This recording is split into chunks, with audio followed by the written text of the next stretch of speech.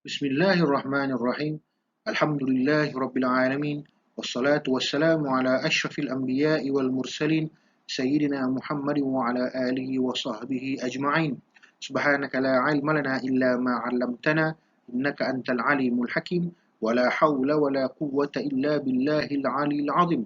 Rabbi shrah lana sudurana wa yassir lana umurana wahlul 'uqdatam min lisanina yafqahu qawlana. Rabbana zidna 'ilman warzuqna fahma. Assalamualaikum warahmatullahi wabarakatuh dan selamat sejahtera kepada semua panel. Saya Ahmad Safwan bin Raihan daripada Kolej Vocational Datuk Lela Maharaja, Rembau Negeri Sembilan, Malaysia akan membentangkan satu artikel yang bertajuk Pengaruh Parsi di dalam Terjuman Al-Mustafid karya Syekh Abdul Raub Ali Al-Fansuri Al-Sinkili. Jadi tuan-tuan dan puan-puan, sebelum kita pergi lebih jauh, sebagai pendahuluan memetik dari ayat Al-Quran daripada surah Al-Furqan, a'udzubillahi minasyaitonirrajim wa la ya'tunaka bimathalin illa ji'naka bil haqq wa ahsana tafsira, yang bermaksud dan mereka tidak membawa kepadamu sesuatu kata-kata yang ganjil melainkan kami bawakan kepadamu kebenaran dan penjelasan yang sebaik-baiknya. Maka ini adalah tunjang ataupun asas kepada penggunaan makna tafsir di dalam kajian ini, iaitu penjelasan yang sebaik-baiknya.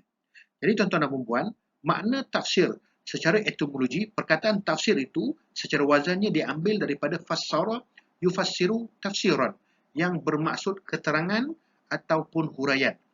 Jadi di sini makna tafsir ialah menyingkap maksud sesuatu lafaz Al-Quran ataupun sesuatu kalimah Al-Quran yang muskil, yang sulit, yang samar-samar ataupun susah untuk difahami oleh pembaca Al-Quran. Jadi tafsir ini menyingkap maksud lafaz tersebut supaya difahami oleh orang-orang yang membaca Al-Quran. Jadi sebagai permulaan, ilmu tafsir di zaman Rasulullah SAW sebenarnya boleh dikatakan tidak wujud, kerana Rasulullah adalah pentafsir kepada ayat, pemberi makna kepada ayat Al-Quran itu sendiri. Jadi tidak ada satu pun perkataan Al-Quran yang rumit ataupun susah untuk difahami, kerana apabila sahabat terdapat kemusykilan saja dalam kalangan sahabat, maka mereka akan terus merujuk kepada Rasulullah SAW. Jadi dalil kepada yang saya katakan tadi ialah maknanya Rasulullah ini adalah pentafsir yang memberikan makna ataupun huraian kepada semua sahabat, ialah wama yantiqu 'anil hawa in huwa illa wahyu yuha, yang bermaksud dan ia, yakni Rasulullah sallallahu alaihi wasallam, tidak memperkatakan menurut kemahuan dan pendapatnya sendiri. Segala yang diperkatakan tidak lain hanyalah wahyu yang diwahyukan kepadanya. Maknanya Rasulullah tidak mengubah Al-Quran, Rasulullah tidak memberikan tafsiran yang lain daripada yang dikehendaki oleh Allah Subhanahu wa taala. Jadi dalam satu hadis, saya ambil maknanya saja, telah berkata Sa'id bin Abi Urubah dari Qatadah berkaitan tentang ayat wa innaka la'ala khulqun azim, telah diberitahu kepada kami bahawa sesungguhnya Sa'ad bin Hisham telah bertanya kepada Sayyidatina Aisyah tentang akhlak Rasulullah SAW. Maka Sayyidatina Aisyah telah bertanya, adakah engkau tidak membaca Al-Quran? Maka dijawab oleh Sa'ad bin Hisham, malah aku membacanya. Maka berkata Sayyidatina Aisyah, sesungguhnya kepribadian Rasulullah SAW adalah Al-Quran. Dalam hadis ini kita dapat nyatakan bahawa, kita dapat simpulkan bahawa tafsiran kepada ayat Al-Quran itu boleh jadi datang daripada sabda Rasulullah, boleh jadi datang daripada perlakuan Rasulullah. Jadi maknanya pada zaman Rasulullah SAW hidup, maka tidak timbul masalah ataupun kita kata tidak timbul pertelingkahan tentang tafsir ayat-ayat suci Al-Quran. Jadi perkembangan disiplin ilmu tafsir ni, antara sahabat-sahabat Nabi yang banyak meriwayatkan tafsir daripada Rasulullah SAW, semua sahabat-sahabat yang qarib, iaitu sahabat 4 khalifah Ar-Rasyidin, kemudian Abdullah bin Mas'ud, dan kemudian ada Ibnu Abbas. Jadi ini adalah tokoh-tokoh yang kita katakan sangat rapat dengan Rasulullah SAW dan juga mengambil pengajaran ataupun tafsiran ayat Al-Quran secara direct, secara langsung daripada Nabi Muhammad SAW. Tapi dia ada perbezaan. Abdullah bin Mas'ud dia meriwayatkan tafsir paling banyak, tetapi Ibnu Abbas, Abdullah bin Abbas, sahaja seorang sahabat yang dibenarkan untuk mencatat tafsiran yang diberi oleh Nabi Muhammad sallallahu alaihi wasallam. Ini mungkin ditakuti untuk tidak mencampur adukan antara Al-Quran, tafsiran Al-Quran dan juga hadis. Jadi kemudian kenapa Ibnu Abbas mungkin dalam satu hadis, Allahumma faqihhu fid din wa 'allimhu ta'wil. Ini doa Nabi kepada Ibnu Abbas, ya Allah ya Tuhan kami, faqihkan beliau ni Ibnu Abbas dalam agama dan ajarkannya dengan ilmu takwil. Ini ilmu takwil ini menterjemahkan ayat Al-Quran. Beliau juga digelar terjemahan Al-Quran. Jadi kedua-dua hadis ini membuktikan kehebatan Ibnu Abbas dalam ilmu tafsir. Selepas kewafatan baginda Rasulullah sallallahu alaihi wasallam, maka telah timbul 3 madrasah ataupun kita panggil 3 pusat ilmu tafsir. Pertama yang dipelopori oleh Ibnu Abbas iaitu di kota Mekah, kemudian dipelopori oleh Ubay bin Ka'ab di kota Madinah, dan kemudian Abdullah bin Mas'ud di kota Kufah. Jadi pengajaran tafsir para sahabat ini memunculkan generasi tabi'in berikutnya. Golongan tabi'in ini dia meriwayatkan pula daripada sahabat. Jadi tafsir itu dia bersanad sehinggalah ilmu tafsir ini sampai ke alam Melayu. Disampaikan secara tematik, walaupun kita katakan ilmu tafsir ini dengan zaman tabi'in sehingga ilmu tafsir itu sampai ke tanah Melayu sangat jauh, tapi boleh kita andaikan kalau ikut Az-Zumadi Azhar, dia kata disampaikan secara tematik dengan kedatangan para pedagang Islam.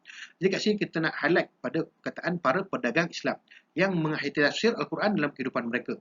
Jadi bila pedagang datang, mereka berkomunikasi dengan orang penduduk asal, dan kemudian penduduk asal mungkin tertarik dengan apa yang mereka persembahkan dari segi kata-kata, dari segi perbuatan, dan kemudian menyebabkan mereka tertarik untuk meluk agama Islam, dan perluasan ilmu tafsir di alam Melayu berlaku.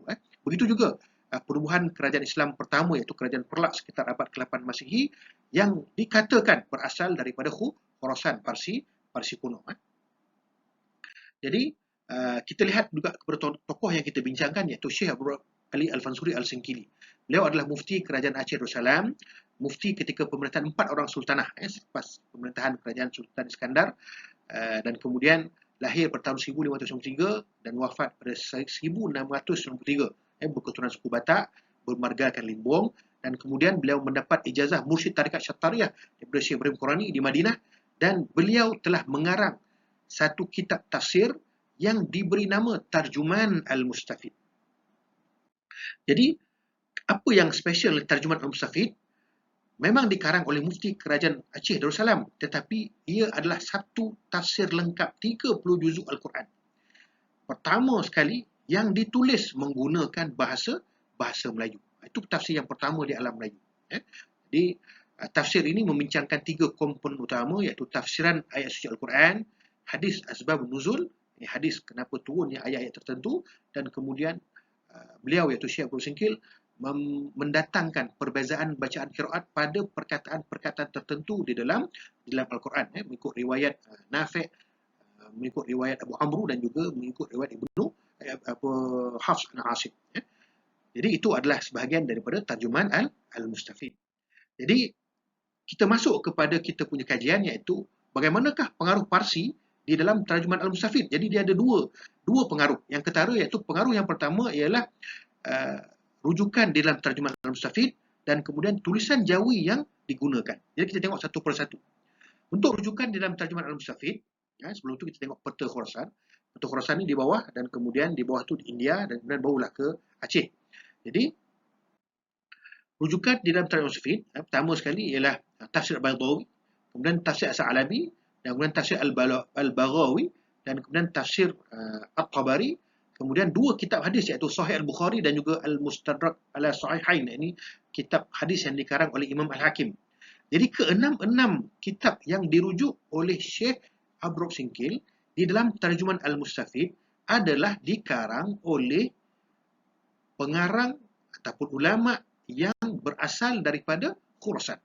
Itu yang pertama. Kemudian yang kedua, tulisan Jawi. Walaupun kita katakan tulisan Jawi ini banyak persamaan dengan huruf hijaiyah, namun saya boleh membuktikan bahawa beberapa huruf Jawi yang menyerupai huruf Parsi kuno. Jadi ini membuktikan huruf Jawi diasimilasi bukan daripada bahasa Arab, tetapi daripada huruf-huruf Parsi kuno. Apa huruf dia? Maka huruf Pa, huruf Ga, dan huruf Ca. Jadi dalam artikel itu saya dinyatakan siapa yang kajian-kajian tesis yang menyatakan bahawa huruf Parsi kuno yang digunakan dalam bahasa Jawi ialah huruf Pa, huruf Ga, dan juga huruf Ca. Jadi secara empirikal data ini, saya mengatakan bahawa Islam datang ke alam Melayu melalui ulama Khurasan. Walaupun ada pendapat yang mengatakan bahawa Islam datang daripada India, tetapi saya menyatakan dengan bukti yang saya bawa, iaitu rujukan dan juga tulisan yang digunakan, kelompok ulama daripada Khurasan bergerak ke bawah ke Pulabuhan Gujarat yang berhampiran dengan Goa yang terletak di sebelah selatan Parsi kuno. Kerana apa? Untuk bergerak ke semenanjung alam Melayu, ke semenanjung tanah Melayu, dia memerlukan jalan laut. Maka Pelabuhan Gujarat lah yang paling sesuai. Bila sampai di Pelabuhan Gujarat, akhlak mereka, tingkah laku mereka, percakapan mereka menarik perhatian pedagang-pedagang India. Mungkin ada mereka dalam kalangan masuk Islam. Kemudian menuntut dengan ulama-ulama ini sama-sama berlayar turun ke alam Melayu. Maka itulah sedikit tentang kajian yang telah saya lakukan. Jadi saya akhiri dengan tasbihkan subhanakallahumma wa bihamdika la ilaha illa anta astaghfiruka wa atubu ilaik. Amiltu su'an wa zalamtu nafsi faghfirli fa innahu la yaghfiru dhunuba illa anta. Bismillahirrahmanirrahim. Wal 'asr. Lisan la fi khusr alladhina amanu salihati wa tawasaw bil haqq wa tawasaw bis sabr.